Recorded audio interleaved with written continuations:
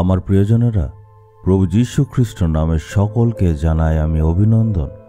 আমরা এই বছরের অন্তিম দিনে চলে এসেছি আর নতুন বছরে প্রবেশ করতে প্রস্তুত হচ্ছি। আমরা এই বছরের প্রথম দিনটাও দেখেছি আর এই বছরের শেষ দিনটাও দেখছি। এই জন্য ঈশ্বরকে আমাদের ধন্যবাদ দিতে হবে। যা সব পরিস্থিতির মাঝে দিয়ে গিয়েছি সেটা স্মরণ করতে হবে।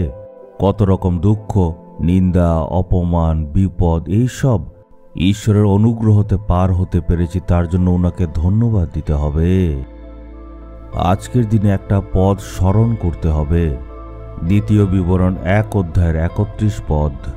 তোমরা দেখেছিলে তোমাদের ঈশ্বর সদাপ্রভু কেমন করে তোমাদের বহন করেছিলেন, যেমন একজন বাবা তার ছেলেকে বহন করে, তেমনি করে তিনি নিয়ে এসেছেন যতক্ষণ না তোমরা এই জায়গায় পৌঁছেছ। আপনারা নিশ্চয় লক্ষ্য করেছেন, যখন গ্রামের মধ্যে মেলা হয় তখন বাবারা নিজের সন্তানদেরকে হাত ধরে সেখানে নিয়ে যায়। বাচ্চারা তো ভিড়ের জন্য উপরে দেখতে পারে না, আবার হারানোর সম্ভাবনা আছে। তাই বাবা কি করে বাচ্চাটাকে নিজের কাঁধের উপর উঠিয়ে নেয়, নিজের সন্তানকে সে কাঁধে উঠিয়ে নেয়। এমন জিনিস অনেক মেলাতে আমরা দেখি। এইভাবে বাবারা নিজেদের বাচ্চাদের কাঁধে রাখে যাতে বাচ্চারা কোথাও হারিয়ে না যায়, আর বিশেষভাবে যাতে তারা মেলাটা দেখতে পারে আর আনন্দ উপলব্ধি করে। এই জন্যই বাবারা নিজের সন্তানদেরকে কাঁধে উঠিয়ে নেয়। একইভাবে ঈশ্বরও আমাদের বহন করে নিয়ে এসেছেন। আমি আগে ভাবতাম হয়তো ভারতবর্ষে এমন হয়, কিন্তু একবার আমি আমেরিকা দেশে গিয়েছিলাম সেবার জন্য। সেইখানে আমি নিউ ইয়র্ক শহরের মাঝে দিয়ে যাচ্ছিলাম, একটা বড় বাজার হচ্ছিল। তখন হঠাৎ আমি দেখলাম একজন বাবা তার সন্তানকে কাঁধে নিয়ে হাঁটছিল। আমি অস্ট্রেলিয়া দেশেও এমন দেখেছি। পৃথিবীর নানা জায়গায় আমি এমন ঘটনা দেখেছি। পৃথিবীর সবখানে এমনটা হয়। বাবার প্রেম কখনো পাল্টায় না, সবখানে একই, নিজের বাচ্চাদেরকে তারা সামলায়। একইভাবে ঈশ্বর আমাদেরকে সামলেছেন, আমাদেরকে নানা পথ দেখিয়েছেন।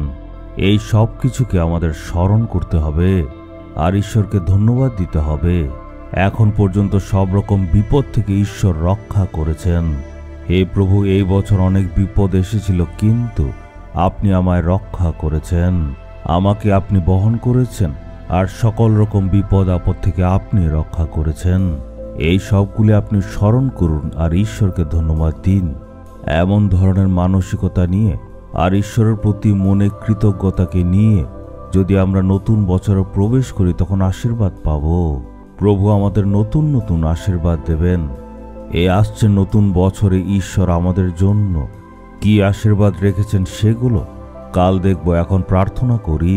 হে প্রভু, পিতা যেমন নিজের বাচ্চাদের বহন করে, ঠিক তেমনভাবে আপনিও আমাদেরকে বহন করে আমাদের রক্ষা করেছেন। কত রকম বিপদ এসেছিল, কত সমস্যা এসেছিল, কিন্তু আপনি আমাদের কাঁধে উঠিয়ে আমাদের রক্ষা করেছেন, বহন করেছেন। সব রকম বিপদ আপদ থেকে আপনি আমাদের সুরক্ষিত রেখেছেন, তাই প্রশংসা করি। আপনি আমাদের পথ দেখিয়েছেন, ধন্যবাদ জানাই। নতুন বছরকে দেখার জন্য আপনি অনুগ্রহ দেবেন, ধন্যবাদ। যিশুর নামে চাইলাম, আমেন, আমেন।